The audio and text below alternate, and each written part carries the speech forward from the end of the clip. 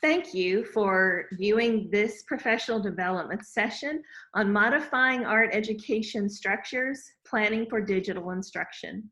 I hope that together we can discuss and work through some of the challenges we art teachers are facing as we look towards fall.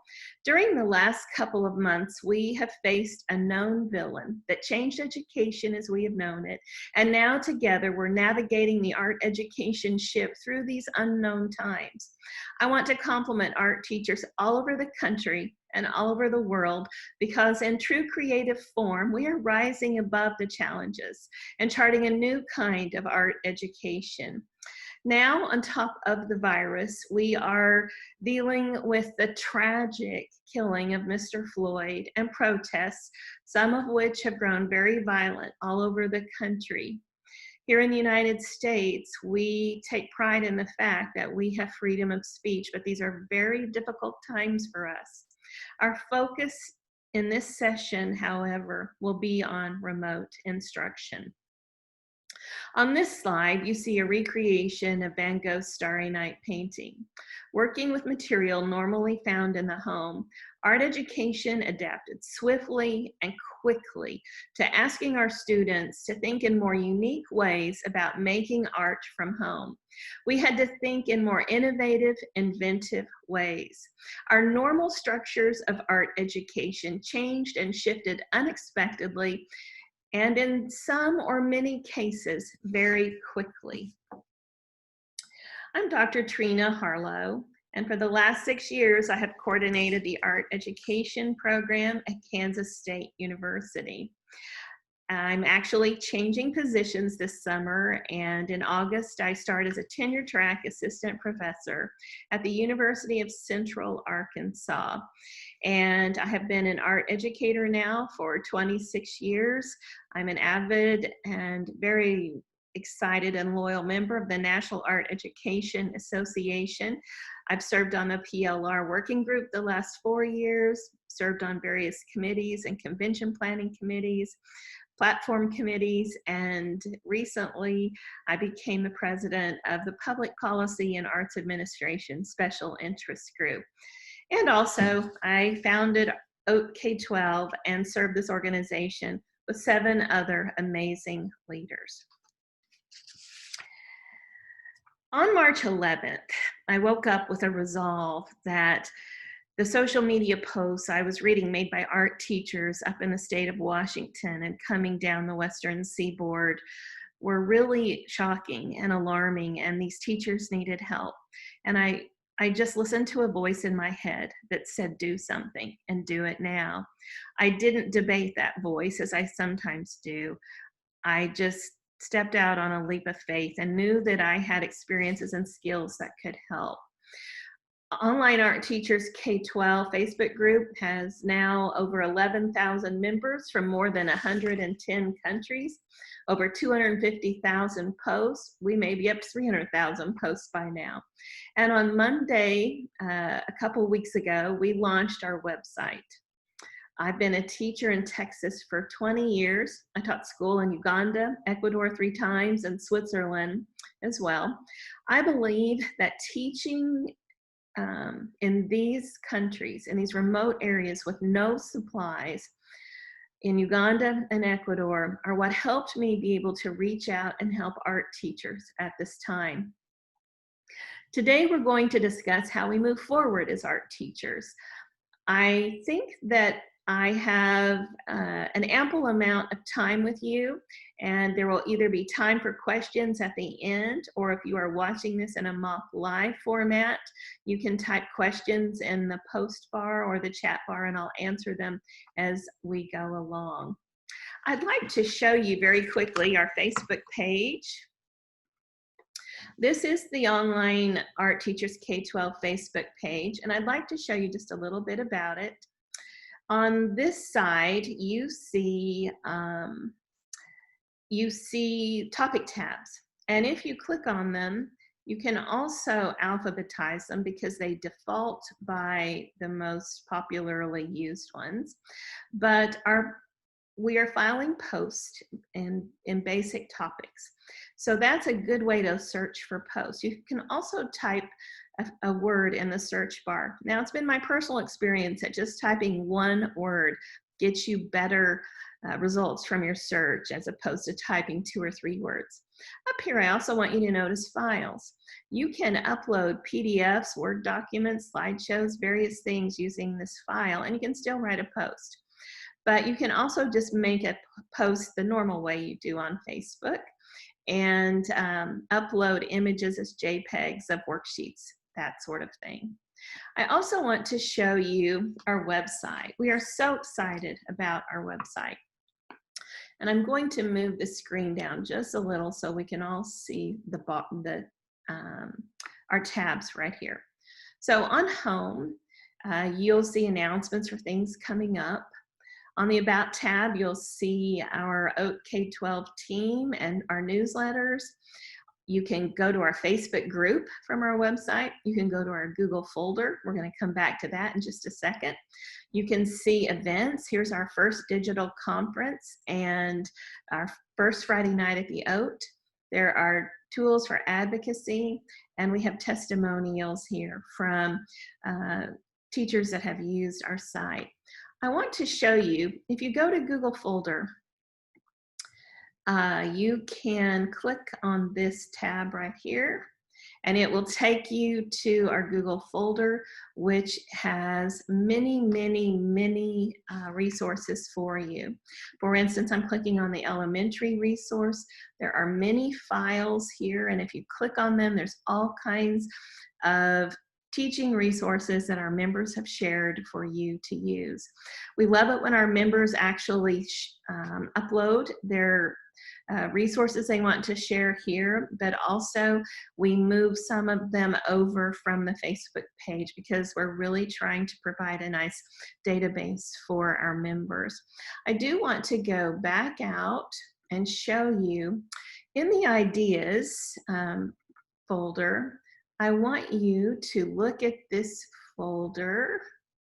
Let me find it.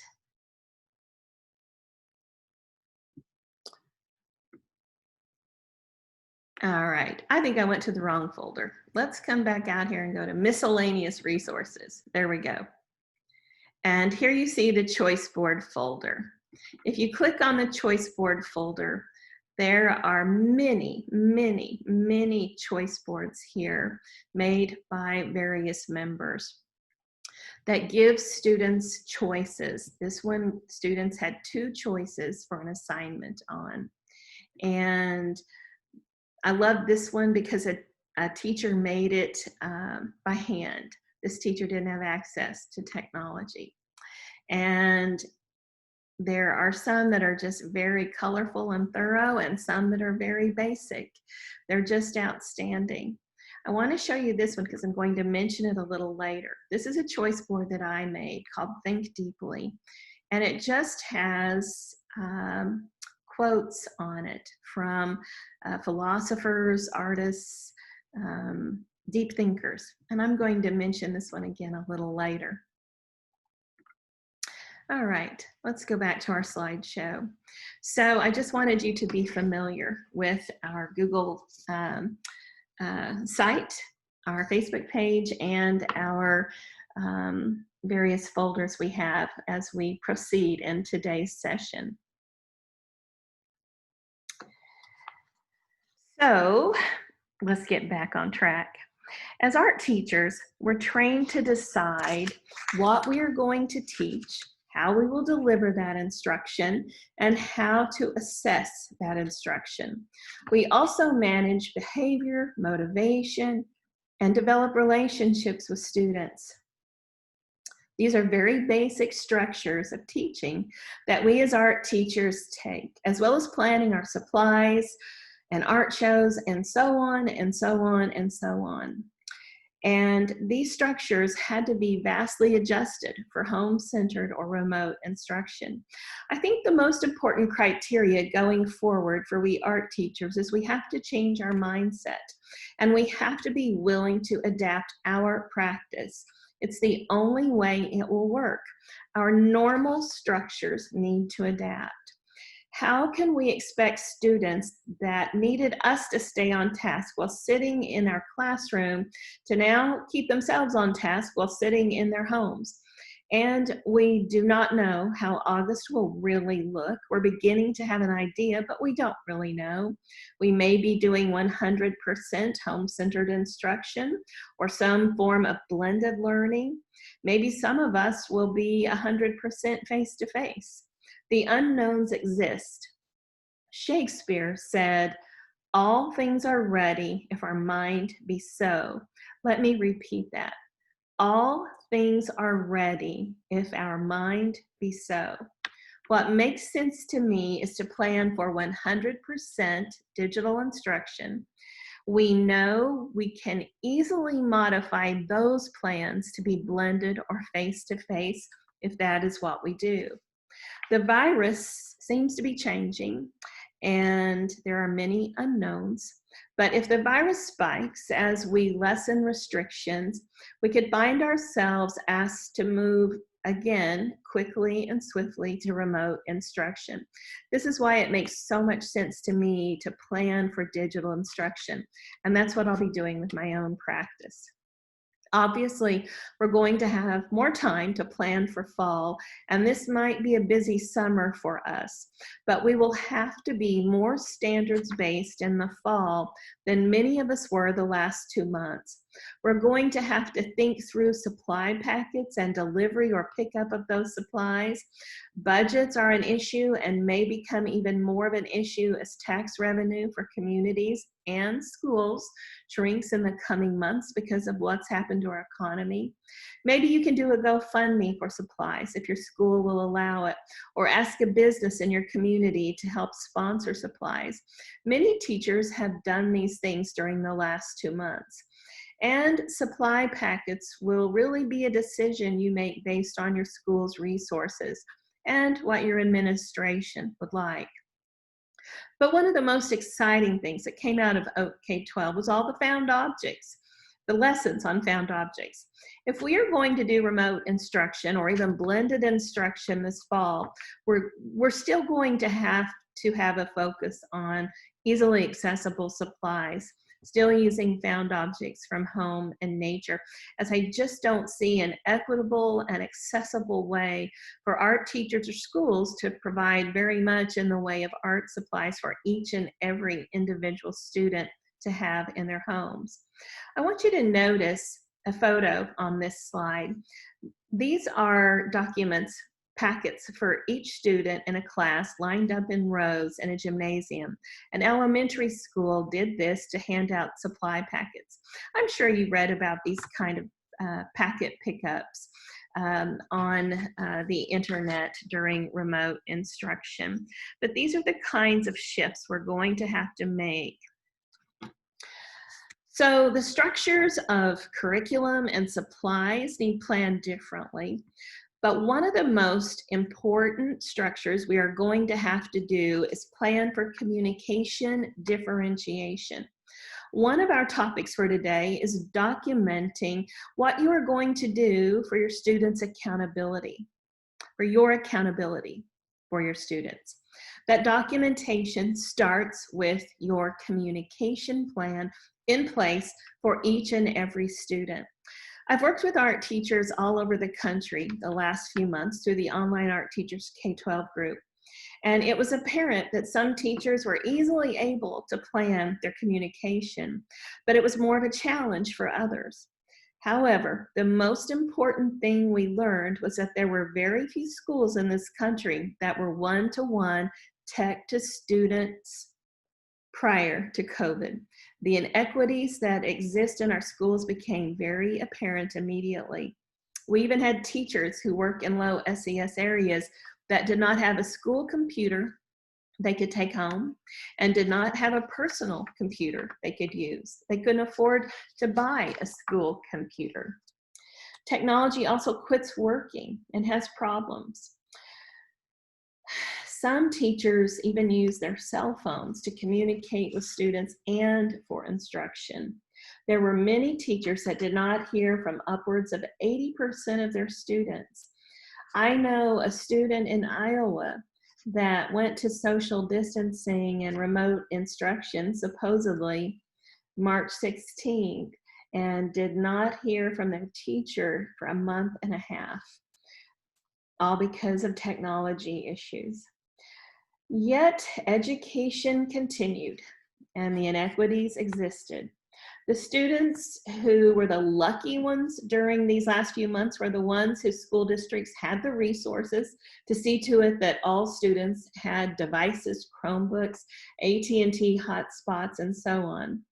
I believe the statistics on how many students had no technology accessibility would be alarming to all of us. Regardless, it's vital that teachers focus this summer on how to communicate with students this fall. It is vital that your school has a master spreadsheet of how to communicate with each student, and it is vital that you differentiate communication. You may need to text some students. You may need to email some students. Some students may be able to use Blackboard or Schoology or Google Classroom or Canvas or whatever software your school uses. Some may need you to mail them letters, or your school may need to have identified personnel who drop off packets at students' homes after attempting school parking lot pickups. Every teacher should not have to make their own communication plan. Schools need a master plan, a master spreadsheet, a well-designed system for communicating with students. And this spreadsheet needs shared with every teacher. We cannot leave any child behind this fall. How we communicate with students is the #1 priority for preparing for this next school year. Communication is a key structure. Let me say that again. Communication is a key structure to making remote instruction work. So I mentioned the structures of curriculum, supplies, communication as an introduction for the main structures I would like to discuss today.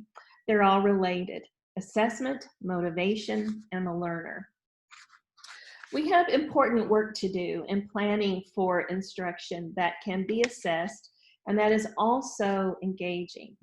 And this planning is directly related to expectations we as teachers have to document our instruction and how we are meeting our standards, and also to both keeping our students accountable as well as ourselves to our state departments of education.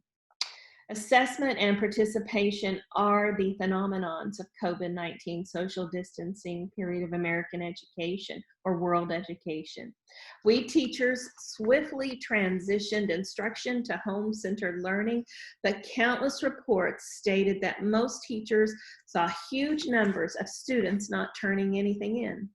During normal times, chronic absenteeism can be a problem.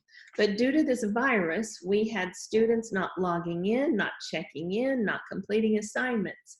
The research, which is being done as we speak today, shows that the absence rate has been greater in schools with many low-income students whose access to home computers and internet connections were spotty. The problems exist in urban and rural areas. Los Angeles said a couple weeks ago that about 1/3 of its high school students were not logging in for classes. And rural communities, such as Menford, Ohio, have unique challenges. Many students live in rural wooded areas unserved by internet providers. A student in the Bronx in New York City has a district-issued laptop, but no Wi-Fi in her apartment building since her family had trouble paying the monthly bill.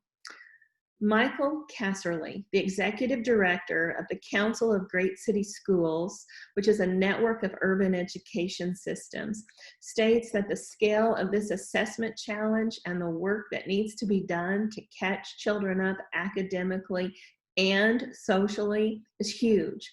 He called the prospect of unfinished learning from this time of COVID-19 a serious issue that could have implications for years.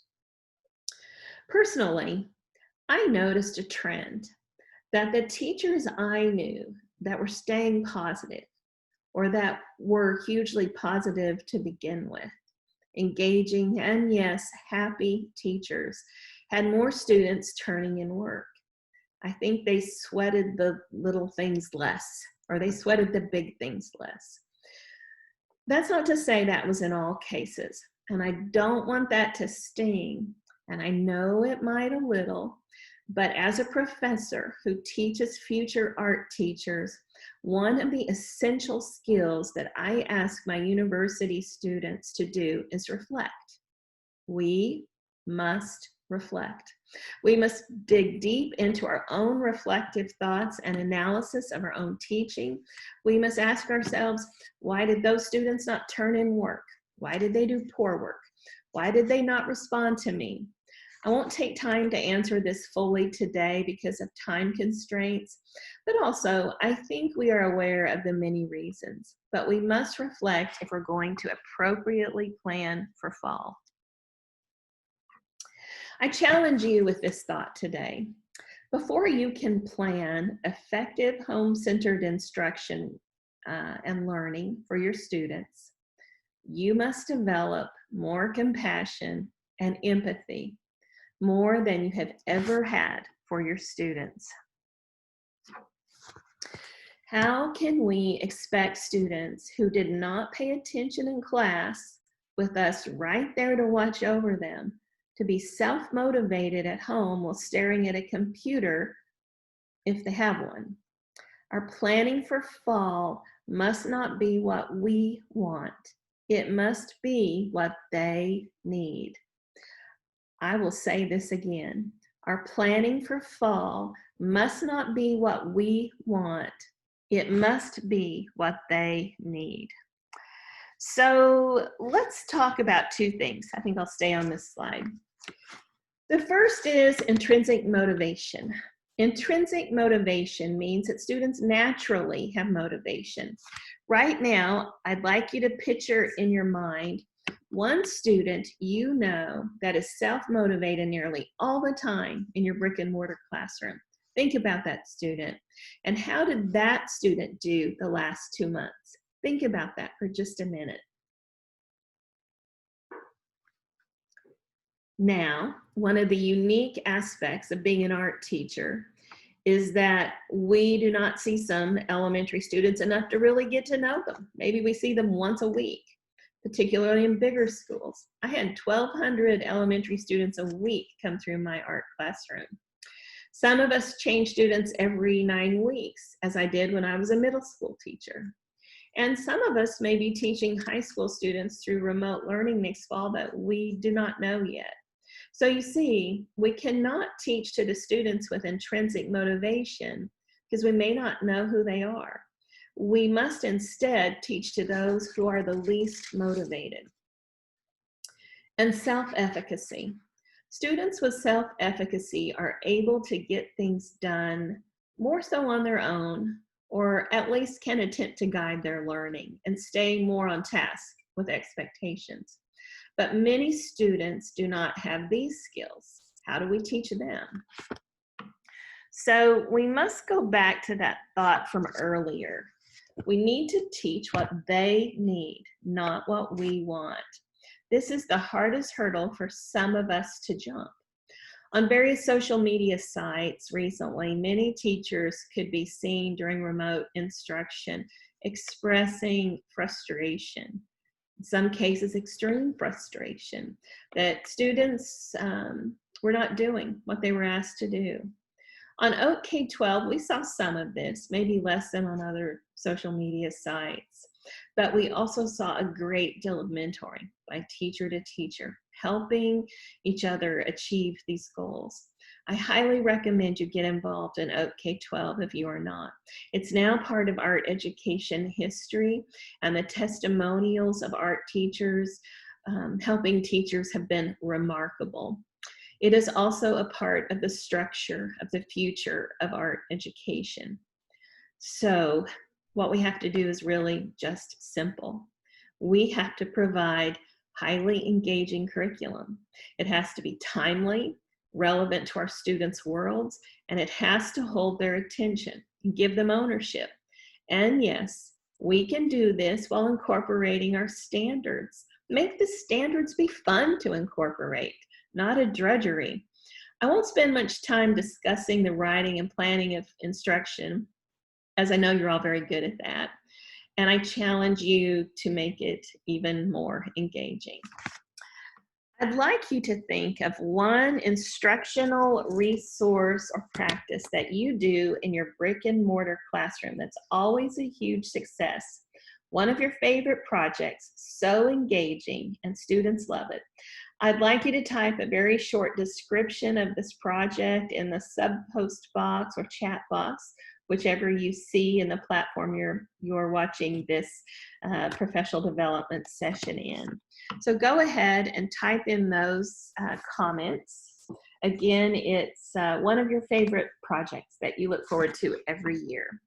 And I'll respond, or I'll respond at the end. So now that we've thought of a lesson or a practice that we each do that is highly engaging, and keeping that in mind, let's think through how we provided motivation or incentive for students in our face-to-face brick and mortar classrooms. How do you make students want to come to your class?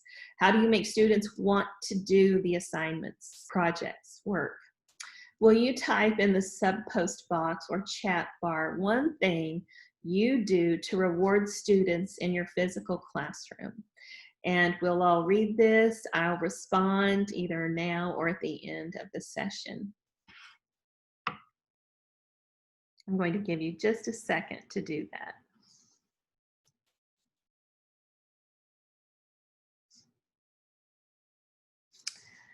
So now, let's think about how we can plan motivation as a structure for remote instruction so that it engages a student sitting in their living room or bedroom trying to do their schoolwork.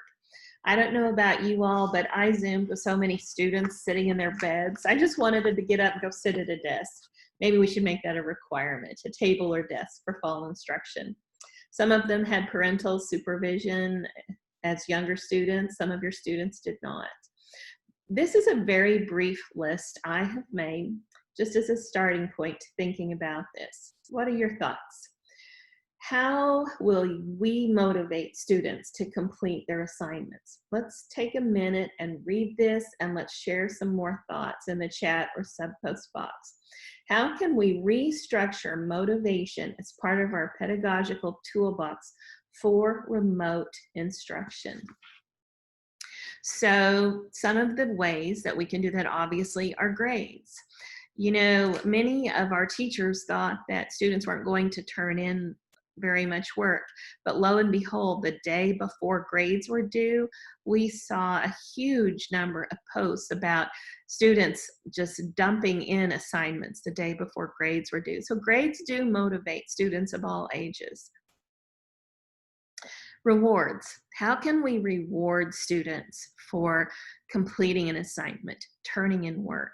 I love the digital badges that some teachers made and gave to students. I thought that was so innovative and very appropriate and exciting. Engagement. I think this is very important. If they weren't interested in perspective in your classroom, they sure won't be at home. 1 point, 2 point, 3 point perspective. If it's not engaging when they're sitting in their classroom and it's a unit you just try to get through, then they're sure not going to be interested in it at home, working on it by themselves. I think publicly sharing students' work is a really good source of motivation in remote instruction. The online galleries we saw teachers do at the end of the school year were fantastic, but I recommend doing them weekly or for every assignment or bi-weekly. If you use software such as I use, which is Canvas, there's discussion boards, and I think some of the other software has discussion boards. You can turn the discussion board easily into an online gallery. I've done that the last 3 years in my online classes. And by sharing the work publicly, what you're going to find is students who knew you were the only one that saw their work and you're probably going to give them an A, all of a sudden their peers are going to see their work, and it really matters to them. They want their peers to think they did good work. So I think that seemed to be, to me, one of the most important resources for motivation that I saw with my own students. Have contests, maybe not for every assignment, but throw a contest in, throw some prizes in for some assignments. Keep students wondering what you're going to do next. We saw teachers that were dropping off goodie bags on porches for students that had won a contest. And publicity. Everyone benefits from a thank you or a good job. Maybe your school can start a newsletter to reward students for good effort. And you could submit pictures and a small description of what the student did. That was so awesome. Maybe you can start a class social media page that's just designed for sharing good work, and they can maybe share it with grandparents or family. You're going to have to work all that out with your school and school district, but it's been my experience that schools are becoming a little less strict about using social media. Your town newspaper, your town's website, the local newspaper's website, TV stations, radio stations. How can you send a shout out to a student? And I think another way we can motivate students is to start shifting the structure of our instruction and planning to creating the thinking learner. And we're going to talk a little bit more about that later.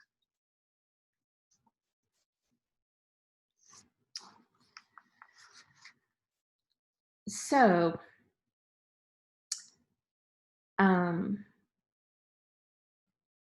I want us to talk about the thinking learner, and I want us to sit here and I want us to think about that for a minute. So now that we can plan motivation into our pedagogical toolbox for fall as a structure, so that it engages these students sitting in their living room or bedroom trying to do their schoolwork. And we've talked about various ways we can provide motivation. And now we're going to shift the whole structure, and we're going to talk about the thinking learner. As I have pondered the phenomenon of so many students not turning in work, I have come to the conclusion that there are three reasons, basic reasons for this. I'm sure there are many more, but I will narrow it down to these three. The first one was the inequity of available devices and internet services. The second one was some students just don't have the self-efficacy or intrinsic motivation. And finally, let's put the mirror on us. Maybe our instructional planning needed to be more engaging for this remote world we're finding ourselves living in, even more so than the face-to-face classroom setting. Let me also add that not all students had parents that could help at home for many reasons. I want to point out this quote from this boy. He wrote it on March 16th, which was one of my very first days of social distancing in regards to my teaching. It is not going good. My mom is getting stressed out. My mom is really getting confused. We took a break so my mom can figure this stuff out. And I'm telling you, it is not going good. We have known in education for quite some time that we have been too dependent on standardized learning and standardized test taking. We have not been creating thinking learners. We have been creating doers and memorizers. I think that's why instruction and learning and assessment and students turning in work, I think that was one reason that was difficult for some students. My hope is that COVID-19 has helped us place focus on the fact that we need to be growing thinking learners in our schools, in our students, not test takers. We need to create thinkers. It may not be easy to do so, and it may take time. It will take time, but I am convinced that we can achieve this step by step, Zoom by Zoom, supply packet by supply packet. Earlier, I showed you some choice boards made by our many OATK12 art teachers. They are brilliant and have amazing themes and designs and choices for students, which I think is so important for remote instruction. Recently, I made a choice board that I pointed out to you with the quotes from the various philosophers. And the reason I made that choice board with no art instructions of any kind, just the quotes, was because I wanted my students to think. Students could complete any art activity they wanted to fulfill the quote they chose. I didn't care what they did. I just wanted them to think. The goal of that choice board was to create thinkers. I really support constructivism and methodologies such as tab choice. I have identified 5 characteristics of the thinking learner. And we're going to talk about them just briefly. Remember, we're not going to create thinking learners instantly or overnight. It's going to take some time. It's going to take patience on our part. And we're going to have to allow the quality not to be exactly what we wanted. But our focus needs to be on creating learners that think. Thinking learners are excited to learn. They cannot wait to see what the teacher has planned for them. Lessons created by teachers do not have to be highly detailed, but they do need to set up prompts for the learner as a jumping off point for where the student can begin. Set parameters, but then let them guide their learning. When we plan our instruction so that students just check off a list of things to do, so that students are checker-offers, which many of them want to be, we're not creating the thinking learner. I want to show you on this slide some interesting curriculum that we saw during remote instruction this fall that came out of our OATK12 group. The Bitmoji virtual classrooms, that app is so fun. I made one, and you can put links in all these images that this teacher has on the wall here, and students can click on it and go to those images. And I loved this lesson by this teacher, the Pet Disguise Art Challenge. Students really enjoyed making art using their pets. And I want to show you this video that this teacher made. Then I want you to listen for how her students got excited about what she would do next. Remote learning has become the new norm, and while that definitely has its challenges, educators throughout Maine are finding creative ways to engage with their students. News Editor Maine Shannon Moss introduces us to one of those teachers really making a difference. New pair of pajamas. Jen Merrifield teaches 4th grade at Falmouth Elementary School. This is her 29th year of teaching, and due to COVID-19, one of the most challenging. The hardest part is making sure that we're connecting with our kids. You know, that's why we went into teaching, was to be with our students and have that one-on-one, face-to-face connection.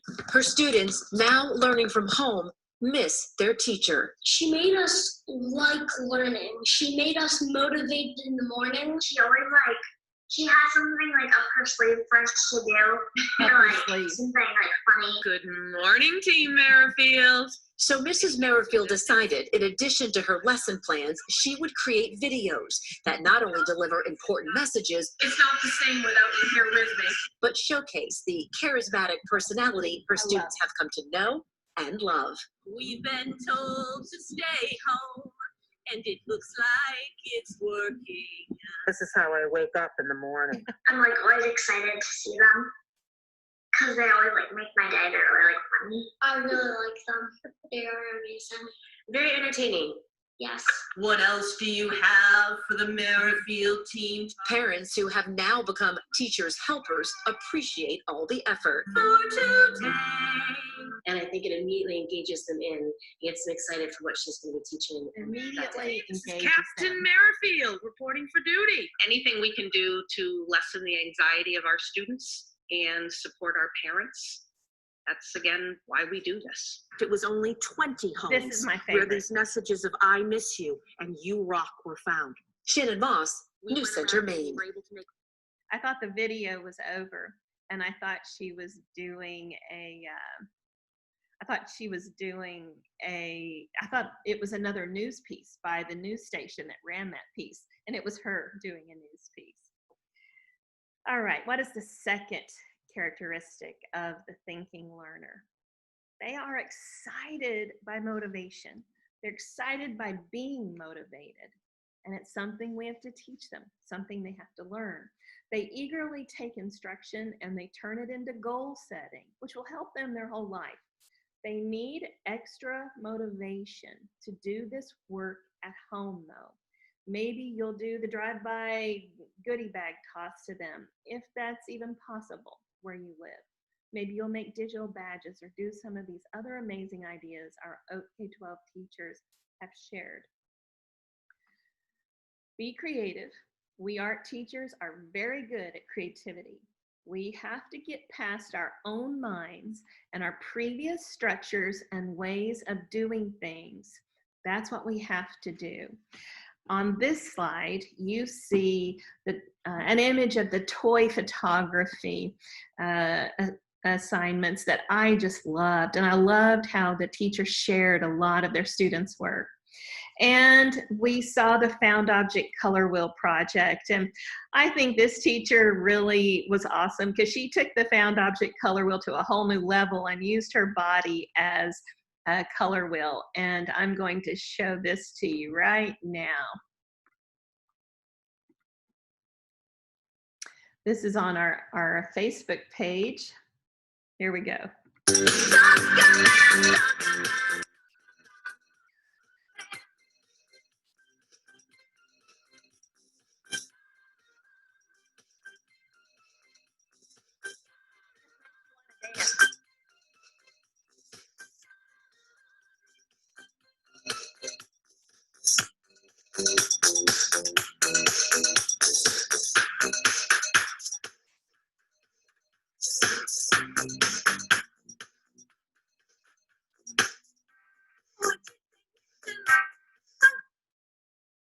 Lovely.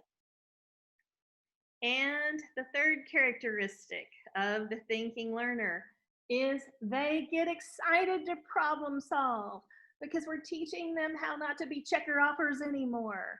They are eager to personalize their response to instruction, to personalize it, to work through the overarching problem. The struggle begins to become a part of the journey, and the process of thinking grows, and learning becomes something that they're active in. You know, I think one of the hardest things for some teachers, especially some new teachers, to learn is don't rush over and help a student fix everything. Let them struggle. That's part of the learning journey. You did see probably all of the different mandalas that students did, and I really liked this one because this student didn't use leaves and flowers and weeds and pine cones from outside. He used all of his sports equipment, and I loved it. And this teacher took the launch hour, the Genius Hour from the Launch Project. Google those two things, Launch Project, Genius Hour. I did this with my university students a couple years ago. Read about Genius Hour. I'm not going to take time to go into all the details here, but this teacher came up with the Genius Hour portfolio, and I loved it. Thinking learners are excited to create. They are excited about both creating and then sharing their efforts. As I mentioned, those students in my discussion board were. Give them opportunities to share. I promise you, you will have good results. As I said, my own research demonstrated that when students were asked to share their work, in online classroom spaces, they tended to contribute more effort than when I was the only one who saw it. Using the discussion board and Canvas as a weekly or bi-weekly art gallery as a part of my own online classes, which I've taught the last 3 years, greatly improved the overall contributions of students. On this page, you see some more curriculum that came out of our online art teachers K-12 group. On the right, this is a choice board I made just for fun, for summer, for mostly elementary teachers to give students as they left for summer. It's just a fun parting note. It had things to do like painting with water on the sidewalk, or drawing the ocean in the air, different things, to music. This is one of the found object color wheels, and I really love this one because the student made a fish and their gerbil is even on it. And we saw a lot of the art ed portraits where the Getty Challenge, the Rijksmuseum years ago had come up with this idea, and art teachers just jumped on it during remote instruction. And mostly art teachers recreated master portraits in the beginning, or master paintings in the beginning, but then we had our students do it. I particularly loved this one because this young lady recreated Michelle Obama's official First Lady portrait. I really liked that. And another characteristic, and the final one we'll talk about today, of the thinking learner is they become excited about progress and process. Their focused efforts lead to self-satisfaction, revealing to our students that they can accomplish more as thinking learners and gain more pride and satisfaction in this. Developing the thinking learner is vital for successful home-centered or remote instruction. It will be a slow process to shift educational structures to creating the thinking learner, but it will advance learning in vital ways. In conclusion, I'd like to summarize for you what I think might be a good plan for fall of 2020. Again, let's remember we're beginning to get a better idea of what August will be like, but we really don't know. We're hearing the virus is dying out in certain countries where it had been so awful, but we really don't know what's going to happen here as restrictions lessen and people spend more time together. So my recommendation, and what I'm going to do with my students, is I'm going to plan for 100% digital instruction this summer so that my fall semester is easier to navigate through. I recommend that for elementary students that you do choice boards this summer that you tie to your state standards. I recommend choice boards for middle school students, also tied to the state standards. For high school students, what about this idea? What if you divide your students at the beginning of the semester into groups of 2 or 3, and collaboratively you ask your students to make their own choice boards, give them a theme or topic if you want, or a particular type of art media, but let them, as an assignment, make their own choice boards in collaborative groups. Then, when that's done, assign every student in your class one of the choice boards and tell them how many choices to do each week. I think that would be a real intriguing way to do the choice board. And I may do that with some of my university students because I'm intrigued with the idea of letting them create the resource. Plan your instruction to develop intrinsic motivation and self-efficacy in our students that will lead to improvement and submission of their assignments and participation, and help us create the thinking learner. In conclusion, I'd like to end with some very high-tech, futuristic, 21st century directions for you. Fall in love with teaching again. Remember why you wanted to be a teacher in the first place, and do it. Don't overthink it. Be creative, provide motivation, work to help your students become thinking learners, and have some fun with teaching and learning.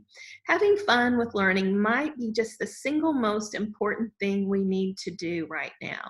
Sitting in our homes and staring at computer screens, Zoom after Zoom after Zoom, or whatever platform you're using, is really not fun for anyone.